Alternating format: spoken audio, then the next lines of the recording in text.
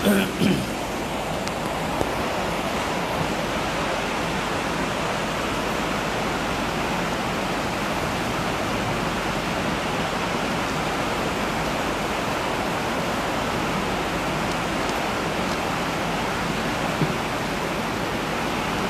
بالله من الشيطان الرجيم بسم الله الرحمن الرحيم الحمد لله رب العالمين والصلاة والسلام على أشرف الأنبياء والمرسلين وعلى آله وصحبه أجمعين سبحانك لا علم لنا إلا ما علمتنا إنك أنت العليم الحكيم ولا حول ولا قوة إلا بالله العلي العظيم السلام عليكم ورحمة الله وبركاته. Pertama dan selama-lamanya kita panjatkan rasa syukur kita kepada Allah Subhanahu Wa Taala kerana pada hari ini Allah Taala izinkan lagi untuk kita bersama. Dan pada hari ini juga insya-Allah kita akan sambung balik kuliah pengajian kita, itulah bacaan kitab Munyatul Musalli. Kita tengok kitab kita terus pada muka surat 21.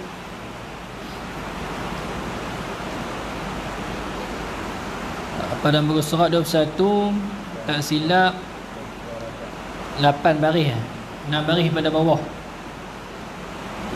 1, 2, 3, 4, 5, 6. Dan sunat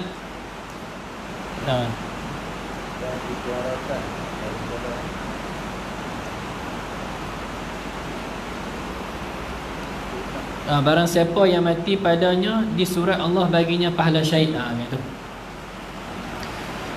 Kita tengok pada kitab Munyatul Musalli pada muka surat 21 pada kata ada barang siapa mati padanya, ini pada hari Jumaat. Kita masih lagi duk cerita tentang kelebihan hari Jumaat. Maka dia nak cerita pula ada orang yang bila mana dia mati hari Jumaat ada kelebihan bagi dia. Anda kata barang siapa mati padanya pada hari Jumaat, di surat Allah baginya bagi orang yang mati pada hari Jumaat itu pahala syahid. Dan lagi pula dan dipeliharakan daripada fitnah kubur. Yang ni kat sini dia nak sebut kepada kita bahawa ada satu keistimewaan bagi orang yang mati pada hari Jumaat. Itu yang pertama. Dan yang keduanya, nanti timbul persoalan dalam pada diri kita, orang yang mati hari lain tak elok kan? Bisa tak timbul pada diri kita. Kita kata dia tu mati hari Jumaat, orang lain mati hari Khamis ke Selasa kan, tak elok kan? Nabi pun mati hari Isnin. Kita lagi lagu mana ni kata sebut mati hari Jumaat elok. Nanti kita baca ada hadis pula yang sebut tentang orang yang mati hari Jumaat ni, dia tu dipelihara daripada fitnah kubur. Ada hadis dia, tak kita baca. Cuma kita nak hurai dulu berkenaan dengan mati hari Jumaat ni. Disebutkan bahawa ada istimewa. Cuma kalaulah dia ni orang yang minum arak, kaki judi, kaki perempuan, kalau dia mati hari Jumaat, adakah kita kata dia tu orang yang soleh? Pada zahirnya kita kata dia tu orang yang bukan soleh. Sebab kita duk tengok dia, kita duk nampak dah, dia ni dulu aku duk nampak dah duk main judi, minum arak, kaki perempuan. Cuma bila mana dia mati pada hari Jumaat tu, ada keistimewaan bagi dia sikit pada hari tu. Itu penjelasan dia. Dan keduanya, dia bukan kira orang yang mati pada hari Jumaat ke hari apa elok. Dia bergantung pada amalan kita. Kalaulah kita tu orang yang baik, kita mati hari apa pun tak apa. Cuma orang yang mati pada hari Jumaat ni, kata guru saya, pada hari Jumaat ni dia terlepas sat fitnah kubur. Pada hari Jumaat ni dia, orang kata apa, di postmortem sat kat dia. Pada hari Jumaat je. Tapi pada hari lain, Sabtu, Ahad, Isnin, dia kena godam sopa tu juga. Yang tu dia dah. Bagi jelas elok. Dan lagi pula Nabi pun mati hari Isnin. Takut kita pergi salah anggap, kita kata Hari Jumaat mati elok, orang lain mati hari lain tak elok kan? Nabi pun mati hari Isnin. Bahkan Sayyidina Abu Bakar pun mati hari Isnin. Sayyidina Abu Bakar pula dia minta supaya Allah Ta'ala matikan dia pada hari Isnin sebab dia nak bagi sama dengan Nabi. Dan memang Allah Ta'ala kabulkan doa dia mati hari Isnin juga. Bila mana kita cerita kata orang yang mati hari Jumaat ni ada istimewa dia pada hari Jumaat tu. Mana kata pada hari Jumaat tu dia tu terlepas daripada fitnah kubur, tapi hari lain kena godam serupa tu juga. Bagi jelas lagi betul tu. Dia kata barang siapa yang mati padanya pada hari Jumaat, di surat ini ditulis oleh Allah baginya pahala syahid. Kita ulang balik, hari itu kita dah sebut dah. Syahid ni terbahagi kepada 3. Adapun murad para kata Syekh Dr. Fatani dalam kitab dia ni, pahala syahid tu yakni syahid akhirat. Adapun syahid tu terbahagi pada 3 seperti mana yang tersebut dalam kitab Fathul Bari bagi Imam Ibn Hajar Asqalani. Dia sebut 2, cuma Imam Nawawi tambah 3. Yang pertama syahid akhirat, yakni orang yang mati di dunia tapi dapat balasan pahala syahid di akhirat nanti. Iaitulah yang Nabi sebut dalam hadis tersebut 5. Adapun 4, orang yang mati sebab lemah, orang yang mati sakit. Dan yang kedua pula orang yang mati syahid dunia akhirat. Di mana orang yang mati syahid dunia akhirat ni ialah orang yang berjihad fisabilillah. Ni orang Islam, dia mempertahankan negara Islam, berperang dengan orang kafir, lalu dia mati terbunuh. Maka orang tu dikira orang yang syahid dunia akhirat. Di dunia pun kita kena perlakukan dia seperti hukum orang yang syahid. Kita tak boleh bagi mandi dia, tak boleh nak ni apa kafankan dia, kita kafankan kain yang dia pakai waktu dia perang tu. Adapun tadi orang yang syahid akhirat tadi, di dunia ni kita kena perlakukan dia seperti orang yang mati biasa juga. Cuma di akhirat nanti dia dapat pahala syahid akhirat nanti.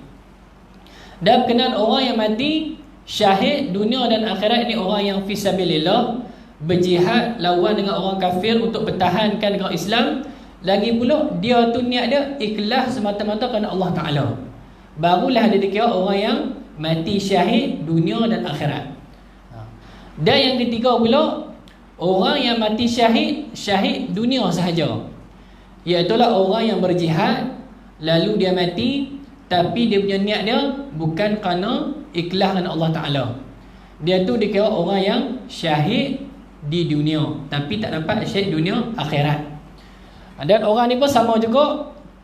Di dunia kita hukum dia secara zahir, kita tak mandikan dia, kafan dia pun kita gunakan baju dia tu, sebab kita hukum pada zahir. Tapi di akhirat nanti dia tak dapat pahala syahid akhirat, kerana dia punya niat tu bukanlah kerana nak dapat redha Allah Ta'ala, tapi mungkinlah kerana nak dapat harta ghanimah. Mungkin boleh perang-perang nanti, boleh buat kat aku harta sikit. Dia niat macam tu, maka orang tu dikira orang yang syahid dunia. Cuma kita nak jelaskan sikit, cumalah kalau kita pergi perang, ataupun Tok Imam ke, Tok Bilal ke, orang duk buat rawatan Islam ke, dia ambil duit tu boleh ke tak? Macam mana? Siapa boleh tolong jawab sikit? Kita kata, Tok Imam tak ikhlas buat ambil duit. Cuma kita cerita, sama juga macam orang yang syahid dunia akhirat tadi tu, kita sebut dia ni berjuang, niat dia tu ikhlas dengan Allah Ta'ala. Cuma ada habuan bagi dia, dia ambil. Sama juga macam mana kita kata Tok Imam, sepatutnya kalau ikutlah yang betulnya Tok Bilal dengan Tok Imam ni, dia tak sepatutnya ambil upah. Tapi kita pun ingat dia pun, kita ingat kata dia pun tolong kita jadi imam dan sebagainya, maka kita pun bagilah upah kepada dia. Dia boleh ambil tak? Boleh ambil upah tu. Cuma niat dia tu dia kena jaga, aku ni jadi imam ni semata-mata aku nak pimpin orang, aku ikhlas dengan Allah Ta'ala, nak redha Allah Ta'ala. Tapi kalau orang bagi aku upah, aku ambil. Cuma jangan awal-awal dah rosak dah, aku jadi tok imam ni sebab boleh lah 800 sebulan. Itu tak boleh.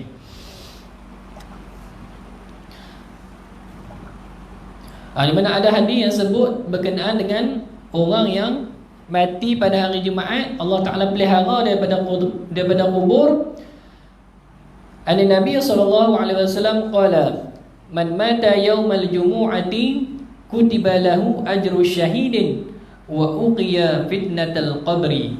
Jumaat ni kita boleh baca dengan jumu'ah ataupun jum'ah. Mim tu kita sukunkan dia ataupun kita bubuh dhammahkan dia. Baca jumu'ah ataupun kita nak baca jum'ah boleh juga. Macam kita sebut rahmat lah. Kalau ikut rahmat kita kata rahmah, boleh belakang kita nak sebut. Hadis tu Nabi kata daripada Nabi SAW, Nabi kata barang siapa yang mati pada hari Jumaat, di surat Allah ini ditulis oleh Allah Ta'ala baginya pahala mati syahid dan dipeliharakan daripada fitnah kubur. Dan ada riwayat lain yang sebut daripada Anas bin Malik, dia kata Nabi SAW sabda, man mata yaumal jumu'ati uqiya azabal qabri. Lebih kurang hadis dia, Nabi kata siapa-siapa yang mati pada hari Jumaat dipeliharakannya daripada azab kubur. Hadis daripada riwayat Abu Ya'la. Dan lagi pula pada hari Jumaat dia kata, dan sunat membanyakkan membaca selawat pada harinya dan malamnya. Harinya tu yakni siang hari. Ada lagi pula dituntut pada kita ni, bahkan sunat pula bagi kita pada hari Jumaat tu kita memperbanyakkan selawat kepada Nabi SAW. Siang kan malam, siang dan malam. Siang pun kita banyak selawat, malam pun kita banyak selawat pada hari Jumaat. Ada lagi pula Nabi kata apa? Aulan nasi bi yaumal jumu'at apa? Aulan nasi bi yaumal qiyamah apa aksarum alayya salatan. Nabi kata sungguhnya orang yang paling aula ni mana kata orang yang paling dekat dengan aku di hari kiamat ni ialah orang yang paling banyak selawat pada aku. Kalau siapa nak dekat dengan Nabi, banyak-banyaklah selawat. Berapa terpulanglah pada kita. Kita mampu banyak mana, kita selawatlah banyak mana. Cuma macam saya cerita dululah, kalau guru kami dia pesan, kalau kita ni sebagai penuntut ilmu ni seeloknya selawat sehari 1000 sekali. Dia kata kalau tak boleh, apa tak boleh 1300 pun tak apalah. Ataupun paling kurang kita ni tak boleh agak kok, tak boleh kok, sehari bagi ada 100 pun jadilah. Kita duk kata duk selawat dalam semayang tu, tu dan semayang selawat lain. Ni selawat di luar, mana kata kita khususkan satu waktu untuk kita selawatkan Nabi. Duk dalam kereta ke, duk mungai ikan ke, duk naik apa basikal ke, kita selawat.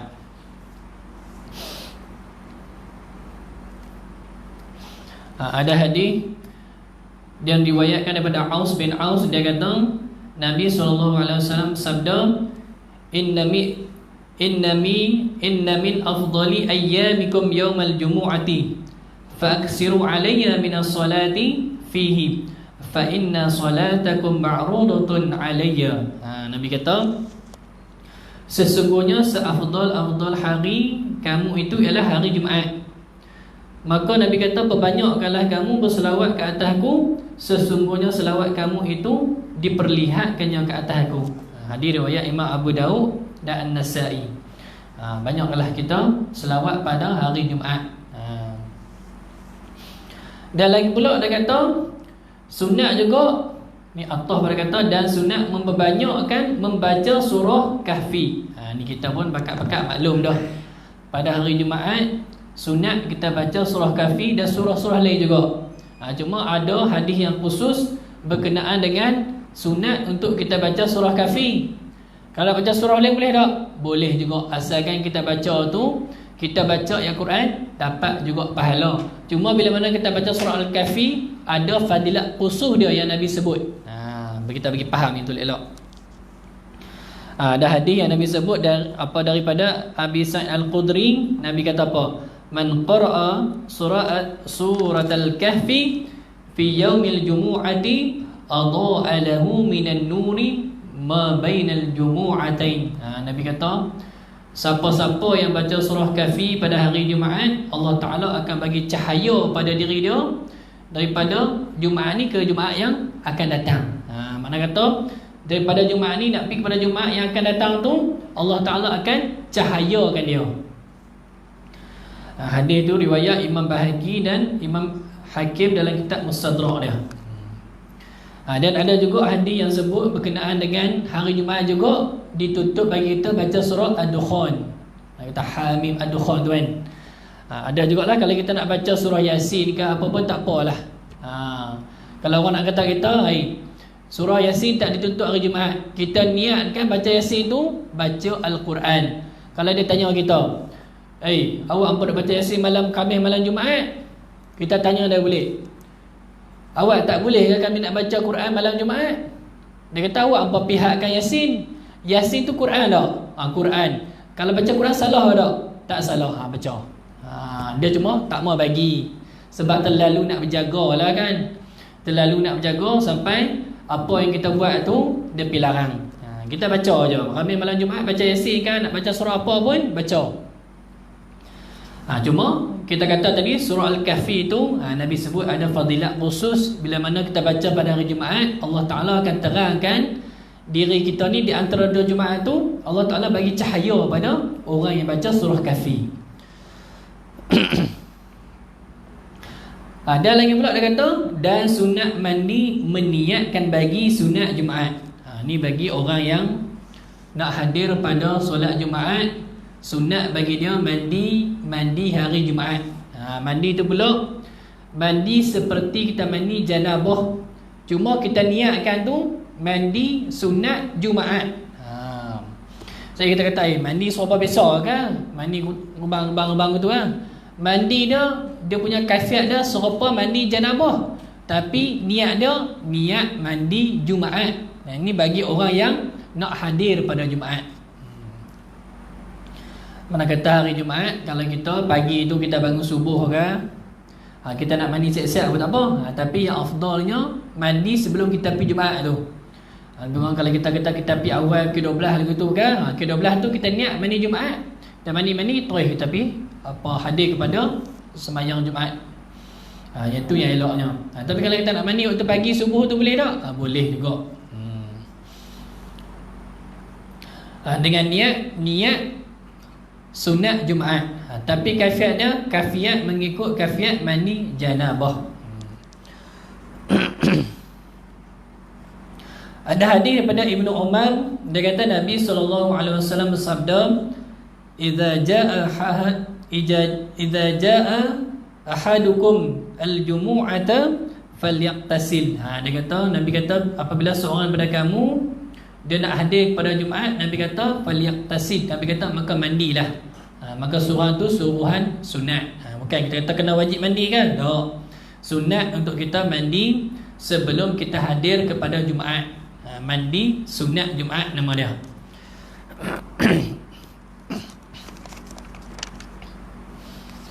Dan lagi pula sunat, dan tu semua atah. Kalau mengaji ilmu nahwu tu atah pada yang sebelum tu. Dan lagi pula sunat pula berpagi-pagi kepadanya, ini kepada Jumaat, ataupun kepada masjid kita kata. Sebab kita nak pergi sembahyang Jumaat tu kepada masjid. Dan berpagi-pagi ni makna kata kita sunat bagi kita pi awal.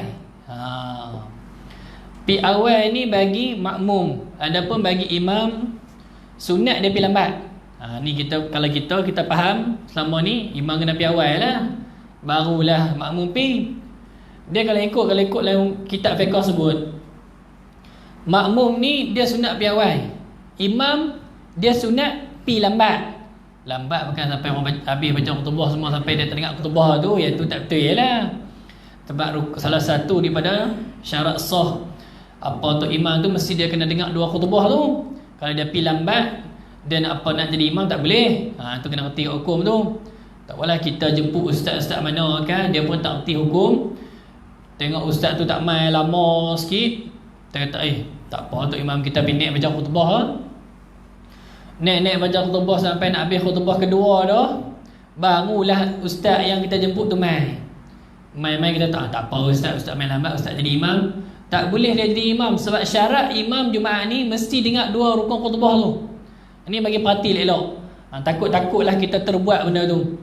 Ustaz tu pula dia pun tak mengaji, kita pun main jemput dia pun tak apalah saya nak jadi imam lah sebab saya lambat. Tak boleh. Sebab syarat bagi imam Jumaat ni mesti dia kena dengar khutbah tu. Dengar khutbah ini dengar rukun khutbah. Nanti dia akan cerita rukun-rukun khutbah. Yang ni kita kata ni sunat bagi makmum ni dia pi awal. Tapi bagi tu imam ni kenapa sunat bagi dia tu pi lambat? pi lambat, mana kata kita katalah orang azan tu baru demai. Sebab apa? Sebab bagi dia ni, dia bila demai lambat tu dia boleh tengok lu makmum duduk dia keluar, duduk di luar kita depan duduk bersembang.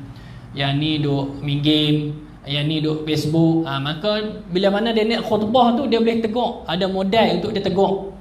Kita kalau lah ni khutbah buka teks tu ikut itu lah kan. Tapi kalau tu imam ni boleh, dia nak baca teks ke, dia tak mau baca ke, dia nak tegur waktu ke tengah khutbah tu dia boleh. Dia kata ni hak mana hak duduk di luar tu masuk, bakat-bakat masuk, kita duduk dalam masjid dengar khutbah, dia boleh tegur. Hak mana duduk luar duduk main Facebook ke, hak duduk main game ke, hak duduk sembang, bakat-bakat masuk, dia boleh tegur gitu. Sebab itulah sunat dia pergi lambat supaya dia ada modal untuk dia tegur jemaah-jemaah dia ni. Yang tu bagi makmum dia pergi awal. Kalau imam, selain imam, sunat bagi dia tu pergi lambat. Lambat tu supaya dia boleh tegur makmum-makmum yang ada di luar tu. Tapi makmum pun nak main lambat juga kan. Tu jadi tergalih tu. Makmum lambat, tu imam main awal, dia terbalik. Bila makmum main awal, makmum tengok tak ada jemaah, tak ada lagi, dia pun main awal, tak apalah. Tak ada modal, dia pun tak ada modal nak tegur awal nanti. Cuma waktu khutbah tu kalau dia nak tegur boleh. Dan satu lagi lah, untuk saya lah, ni saya teringat-teringat saya cerita lah. Selepas daripada bagi khutbah tu, dia tak boleh ada penyelangan yang lama sehingga kita kata masa tu sehingga boleh sampai solat 2 rakaat yang ringkas. Mana kata selepas daripada khatib ni habis baca khutbah tu, dia kena turun cepat-cepat. Mana kata bila mana Tok Bilal qamat tu dia kena turun dah. Jangan sampai lebih pada cukup masa 2 solat yang ringkas. Yang saya nak cerita tu bukan hak tu, cuma cerita nak hukum ni. Kadang-kadang setengah ustaz tu, setengah lah saya tak kata lah kan, macam ustaz-ustaz mana dia pemain ambil dana ke apa ke, tengah nak semayang tu, sebelum nak mula semayang Jumaat tu dia pemain khutbah sebagainya. Lepas tu Tok Bilal pun dah qamat dah nak turun bawah. Sebelum daripada angkat takbir tu dia dah lagi di iklan. Ni kat belakang tu ada tabung, siapa-siapa nak ni bolehlah RM1,000 di belakang tu, boleh RM2-3 apa kan, sampai direct masa lama tu. Kalaulah lebih daripada 2 rakaat yang ringkas, maka terputus Jumaat tu, kena mula balik khutbah. Ni kena perhatilah. Cerita hukum, bukan kita cerita tak boleh, boleh lah. Tapi kalau eloknya, kalau dia nak ceramah kan, kata kena pakat-pakat derma lah apa, waktu khutbah tu elok dia boleh derma. Ikutlah kata siapa nak bagi derma, siapa nak bakar. Waktu khutbah tu kalau dia nak cakap lah banyak mana. Tapi selepas daripada turun habis khutbah tu, sebelum semayang tu, cepat-cepat tu takut nanti terputus muwalat tu. Bila putus muwalat tu, kena ulang balik khutbah, lepas tu barulah balik semayang. Kita tak mahu macam tu lah, bagi erti hukum tu. Tapi dia nak apa main minta derma ke apa, dia tu terpulang lah kan. Kita pun seronok lah kan, kalau kita boleh tolong semua tu, derma bakat bagi wakaf tu, elok lah benda tu. Cuma kita cerita berkenaan dengan hukum. Sebaiknya macam tu lah, jangan buat. Kalau tu lepas-lepas turun semayang tu, terus kat takbir. Kalau nak peringat sikit, betulkan sah kan, rapatkan sah kan, itu boleh lah. Cuma ni kadang-kadang saya perhatilah kat masjid kampung saya pun, saya tengok lah kadang-kadang mereka panggil ustaz-ustaz mana main jemput mereka lah untuk petik dana sebagainya. Sebelum daripada dia semayang tu, dia akan iklan dulu. Kadang-kadang kita rasa, tapi kita pun boleh agak lah kan, taklah lama mana kan. Cuma takut nanti dia pergi cakap sampai habis masa 2 rakaat ringkas tu, maka kena ulang balik khutbah baru boleh semayang. Dan lagi pula sunat juga dia kata, dan sunat membanyakkan mendengar kepada khutbah. Membanyakkan ni bukan kita kata dengar khutbah kat ni, lepas tu pergi dengar majlis lain pula, dengar majlis lain, bukan betul. Takut salah faham lagi.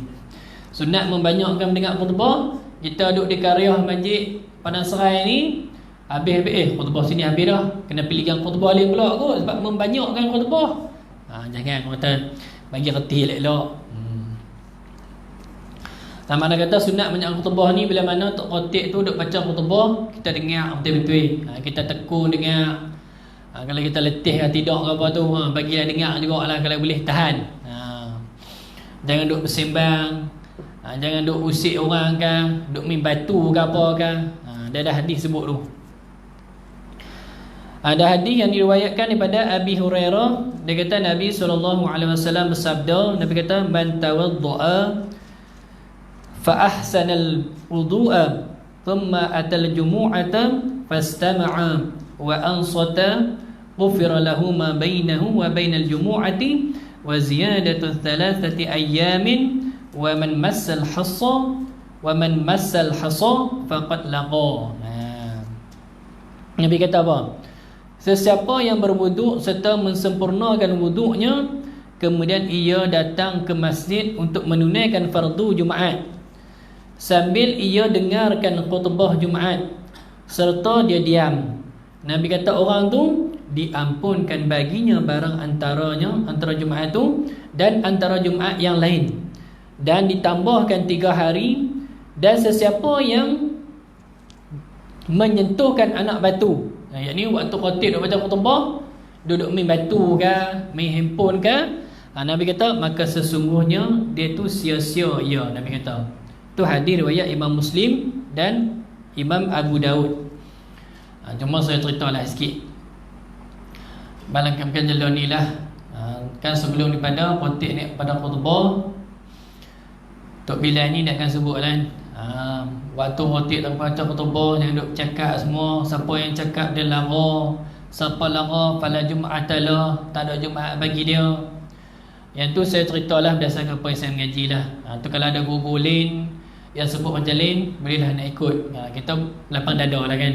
Cuma yang saya mengaji, maksud sia-sia tu bukanlah dia tak dapat pahala Jumaat pada hari tu. Mana kata faqad lara tu, maka sungguh dia tu sia-sia tu. Sia-sia ni perbuatan dia tu tak ada manfaat apa satu habuk pun. Kita kata gitulah mudah. Tapi sampai kata fala jum'atallah tu, maka tak ada Jumaat bagi dia tu, seolah-olah kita kata siapa yang duk bercakap waktu khatib baca khutbah, pahala Jumaat dia luput habis. Tak, bukan macam tu. Hak saya mengaji bukan macam tu lah. Dalam kitab Sulam Sibian pun dia sebut. Bahkan dia kata fala jum'atallah tu, dia kata hadis riwayat Imam Tirmizi, tapi dalam kitab Bahrul Mazi dia kata tak dijumpa perkataan fala jum'atalah. Tak ada dia kata perkataan fala jum'atalah. Yang kita sebelum daripada khatib ni pada mimbar tu, Tok Bilal duk kata faqad lara, siapa yang lara fala jum'atalah, maka luput pahala Jumaat dia. Seolah-olah bila luput pada Jumaat, pahala Jumaat dia sia-sia saja dia sembahyang. Bukan macam tu.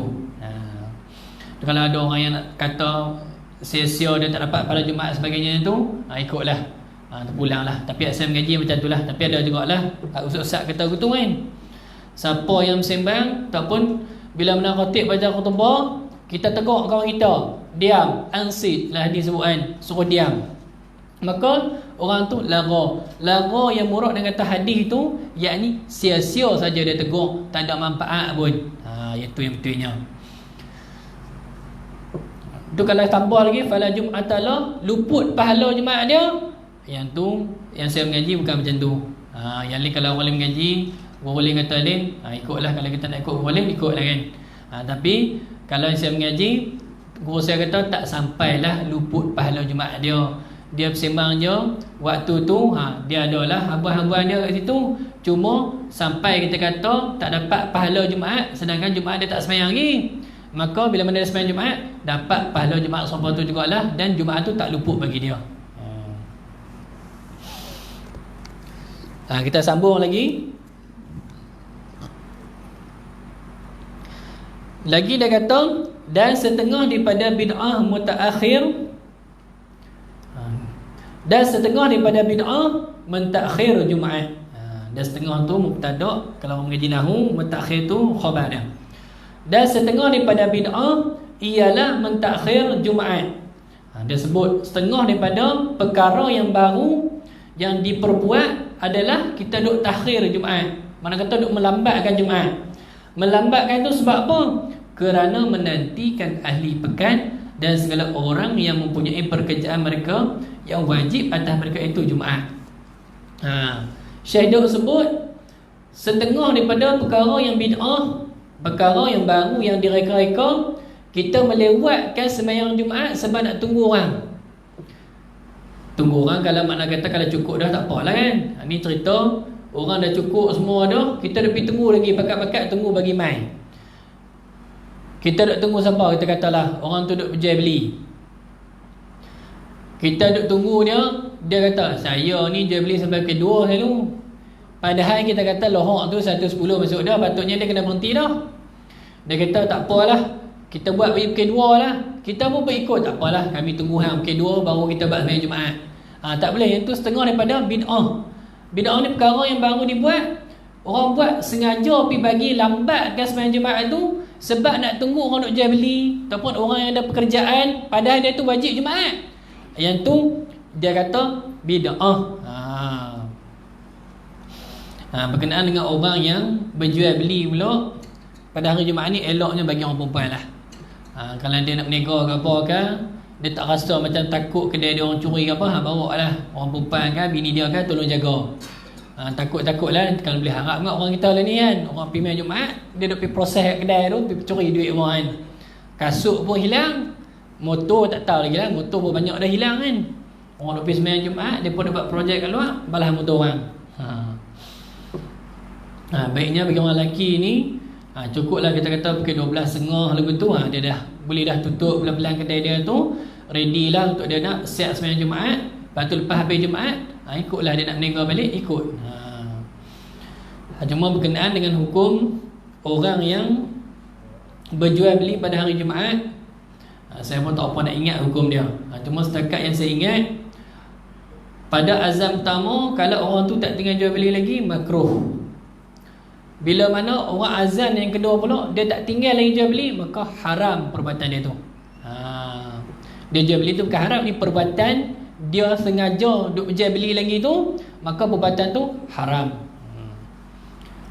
Orang duk azan, dia pun galut, tiba-tiba ada orang nak main beli kat dia.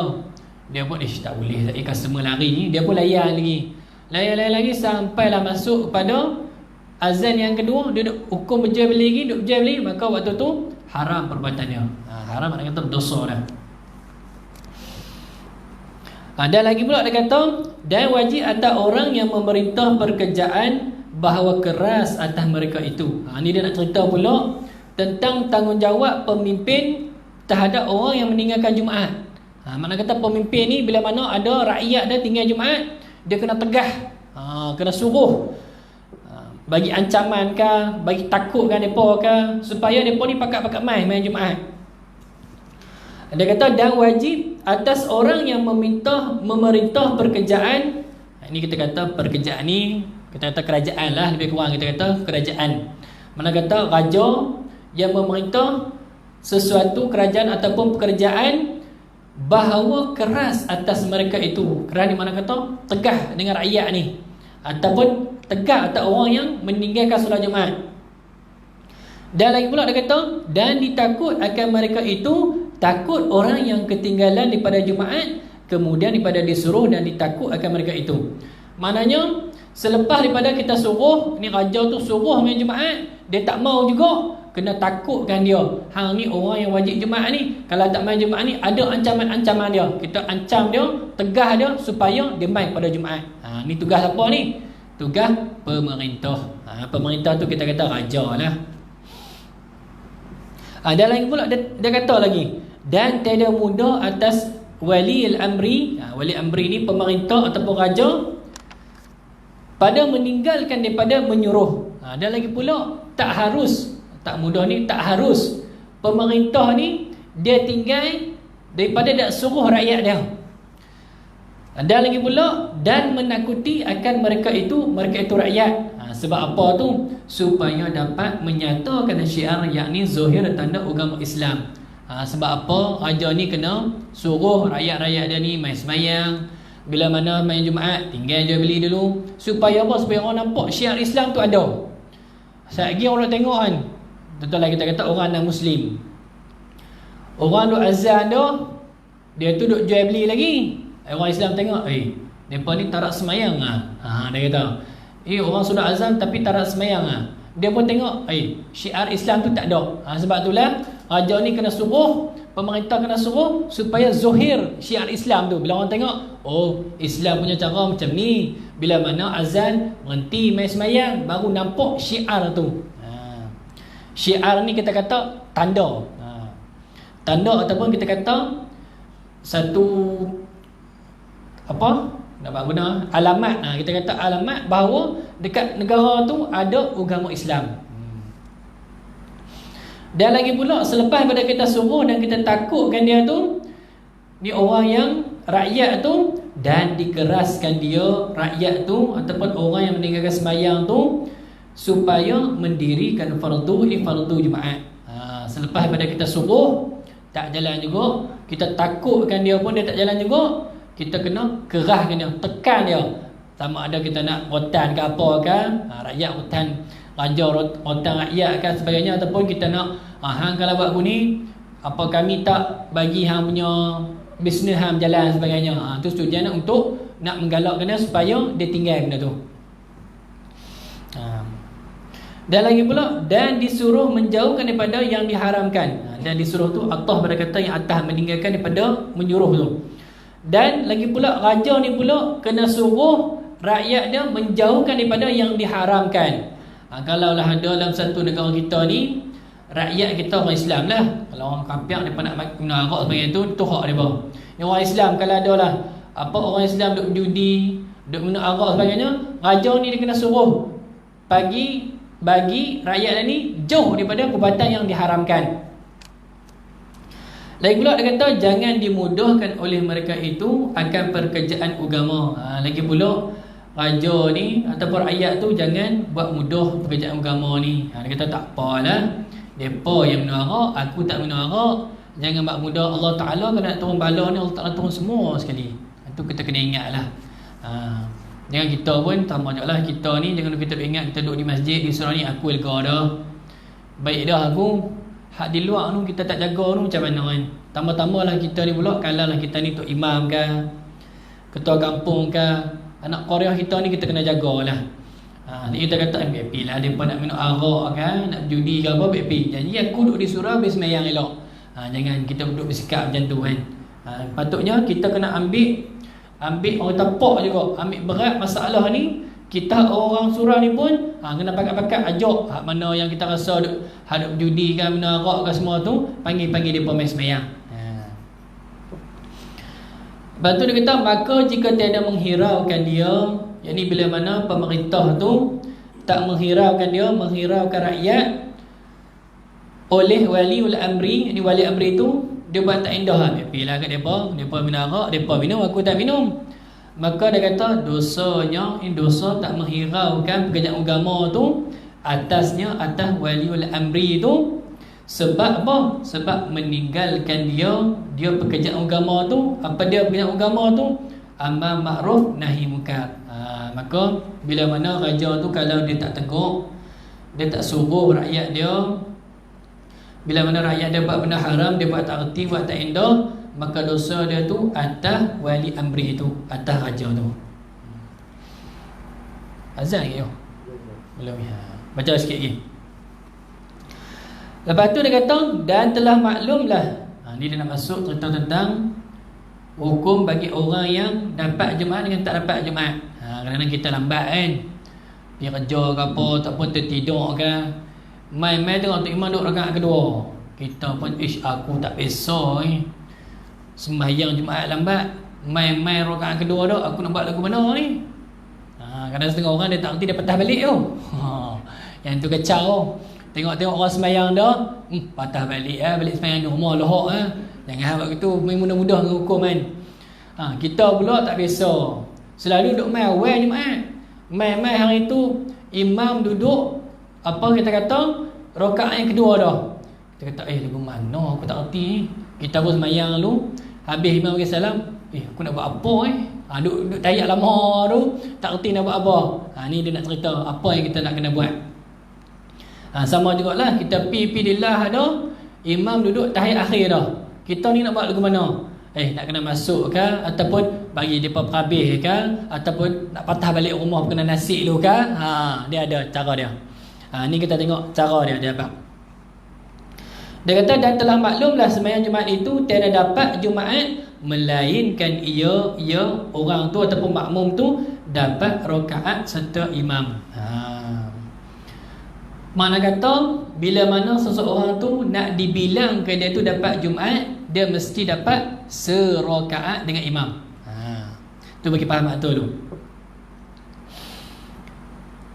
Dia kata guna, dia buat misal seperti dapat orang yang masbuk akan imam dalam rukuknya serta tumanina ia serta imam pada rakaat yang keduanya. Dia buat misal seperti orang yang masbuk. Orang yang masbuk ni orang yang lambatlah, orang yang tak dapat Fatihah bersama dengan imam. Kalau ikut takrif masbuk dengan muafiq tu, muafiq orang yang man adraka ma'al imam Fatihah qadar Fatihah. Imam dapat, dia tu dapat qadar Fatihah, dikira orang tu orang yang muafiq. Adapun orang yang tak dapat qadar Fatihah, dikira orang tu orang yang masbuk. Maka orang yang masbuk ni orang yang dia tak dapat qadar Fatihah dengan imam. Bila mana dia dapat qadar Fatihah, imam boleh tanggung dia punya ni. Tapi yang ni dia main lambat, dia punya hukum dia orang masbuk ni imam tanggung. Maka bila dia main, contohlah dia kata kat sini seperti dapat orang yang masbuk, dia main lambat, akan imam dapat tu di dalam rukuknya, rukuk imam, serta tumanina ya imam, ya makmum tu ni orang yang masbuk tu serta imam pada rakaat yang kedua, maka didapatnya Jumaat. Kita buat guna, kita kata begini. Mak ni dia main lambat, main lambat rakaat yang kedua.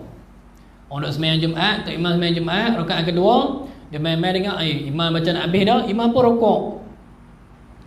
Bila mana imam rokok, dia kalau dia sempat rokok lagi dengan imam berserta dengan tumanninah imam, maka dia tu dikira orang yang dapat serakaat Jumaat. Sama juga hukum dia macam sembahyang kita duk sembahyang biasa ni lah. Maka waktu tu Fatihah dia imam tanggung sebab dia tu orang yang masbuk. Dah tu bila mana dia dapat serakaat dengan imam, dia nak kena bagi salam dengan imam kan? Maka dia kata, maka ia tambah serakaat lagi, dinyaringkan bacaannya. Dinyaringkan ni sunat saja kita nyaringkan. Tapi kita takut kita pergi faham, habis sembahyang tu, sembahyang serakaat imam, imam bagi salam, Assalamualaikum warahmatullahi wabarakatuh. Kita bagi kita takbir kuat-kuat, sembahyang kuat, Bismillahirrahmanirrahim. Orang pakat dengar habis. Macam tu sunat. Tapi kita nak buat ni, kita sir lah kan, kita perlahan dengan dia kan. Lepas tu dia kata dan jika dapat kemudian daripada rukuknya, kalau orang tu pula dia dapat selepas pada imam rukuk pada rakaat kedua baru dia dapat. Dan jika dapat kemudian daripada rukuknya, rukuk imam daripada rakaat yang kedua, seperti ia ni orang makmum tu ataupun orang masbuk tu dapat akan imamnya pada i'tidal atau pada sujud pada rakaat yang kedua atau pada tahiyat, jawab dia, maka luputlah Jumaatnya. Mana kata dia tu main lambat, imam rakaat kedua, imam pun sami Allahu liman hamidah, imam dah i'tidal dah, maka waktu tu dia tu dah dikira orang yang luput Jumaat. Tapi dia kena masuk Jumaat macam tu juga lah, dia kena semayang juga niat Jumaat. Nanti dia beritahu macam mana kaedah dia. Tak pun dia main-main, imam duduk tahiyat dah, dia pun main bagi takbir Allahu Akbar, terus duduk tahiyat dengan imam. Lepas tu selepas dah imam bagi salam, dia kata maka wajib ia tamamkan sembahyang zuhur 4 rakaat. Ini kalau orang pamit tauliah dia tanya kan, dia tanya apa? Cuba huraikan masalah sembahyang 2 rakaat jadi 4. Kalau orang tak mengaji, pening mempuih 2 jadi 4 lagu mana kan? Sembahyang 2 rakaat jadi 4. Kita kata soalan apa ni? Soalan sesat ke apa ni? Kita pun tak reti, kita kata soalan tak betul. Ni masalah ni lah. Masalah sembahyang asalnya 2 rakaat, tiba-tiba jadi 4 rakaat. Iaitulah pada masalah orang yang tak dapat serakaat dengan imam. Yang ni pada Jumaat. Bila mana dia tak dapat rakaat kedua, dia main-main, imam dah tahiyat akhir dah, dia pun main duduk. Bila mana main duduk tu, dia sembahyang niat Jumaat, tapi lepas daripada imam bagi salam, dia kena bangun tambah berapa? 4 rakaat. Yang ni jumhur ulama pegang macam ni lah. Sebab dia ada dalil dia, hadis daripada Ibnu Mas'ud, dia kata man adraka minal jumu'ati rak'atan falyudhif ilaiha ukhra wa man fatathu rak'atani falyusalli arba'an. Dia sebut sesiapa yang mendapatkan satu rakaat daripada Jumaatnya, maka hendaklah ditambahkan serakaat lagi. Siapa yang dapat serakaat, tambah serakaat. Sebaliknya dia kata mereka yang luputkan 2 rakaat solat Jumaat, maka bersolatkanlah 4 rakaat zuhur. Ni hadis riwayat Imam Tabrani dalam kitab Mujam Kabir disebut. Maka bila mana orang tu dia tak sempat sembahyang Jumaat dengan imam, dia tetap kena niat Jumaat juga. Cuma bila mana dia habis, dia kena tambah jadi berapa? 4 rakaat. Niat sama juga. Niat Jumaat. Cuma dia kena tambah. Niat sama juga. Niat kata nak niat lohok kan 4 rakaat. Dok niat Jumaat serupa tu juga, tapi dia punya kafiat dia bila dia bangun tu kena tambah 4 rakaat. Lagi pula dia tambah sikit, dia kata dengan perlahankan bacaannya. Selepas daripada dia bangun tu, sunat dia perlahankan bacaan dia. Macam tadi tu, kenapa dia tu sunat dia nyarikan dia punya bacaan dia? Sebab sembahyang Jumaat ni rakaat pertama dan kedua, dua-dua sunat untuk imam ni baca dengan jahar kuat. Cuma sembahyang lohok sunat jahar kan, sunat sir, sunat sir. Maka selepas daripada dia bangun tu, dia kena tamamkan, sempurnakan 4 rakaat. 4 rakaat tu nak baca kuat-kuat kan, sunat bagi dia perlahan. Dan lagi pula memanglah semayang zuhur tu kita baca secara sir perlahan. Dia kata bersalahannya sembahyang jemaahnya selama belum lagi memberi salam imamnya. Yakni bersalahan tu pada masalah luput Jumaat. Kalaulah selama mana imam tu tak bagi salam lagi, selagi itulah kita dikira orang yang sembahyang fardu berjemaah. Cuma pada masalah Jumaat ni, kita dikira orang yang sembahyang niat Jumaat tapi kena tambah 4 rakaat. Tapi kalau sembahyang biasa ni, kita dapat serakaat dengan imam, ataupun kita duduk, imam dah tahiyat, misalnya kita kata imam sembahyang maghrib tahiyat akhir, kita nak tambah apa? Tambah 3 jugalah maghrib. Jangan kita kata siapa lambat sembahyang tambah 4 kot. Tak, ini khusus bagi Jumaat. Tak sama hukum dia tu pada hukum sembahyang Jumaat lain. Sembahyang Jumaat lain kalau 3 rakaat, tambahlah 3, jangan nak buat 4 juga. Dan lagi pula dia kata, dan demikian lagi dapat Jumaat orang yang masbuk kepada orang yang mendapat serakaat imam Jumaat didapatnya pada rakaat yang keduanya. Kita berhenti kat tu lah. Ni pun dia masalah rentetan daripada masalah Jumaat tadi kok. Mana kata orang yang masbuk, bila mana dia dapat kepada orang masbuk yang lain pula, dia tu pun dikira orang yang dapat Jumaat juga. Nanti kita sama tu lah. Dan demikian lagi dapat Jumaat orang yang masbuk kepada orang yang mendapat serakaat imam Jumaat didapatnya pada rakaat yang keduanya. Summa qala wallahu subhanahu wa ta'ala a'lam. Moga-moga apa yang kita sampaikan hari ini boleh kita ambil ilmu hakim. Wala hawla wala quwwata illa billahil aliyyil azim. Allahumma faqihna fid din wa 'allimna ta'wil wa ihdina siratal mustaqim. ولا حول ولا قوة إلا بالله العلي العظيم وصلى الله على سيدنا محمد وعلى آله وصحبه وبارك وسلم والحمد لله رب العالمين. السلام عليكم ورحمة الله وبركاته.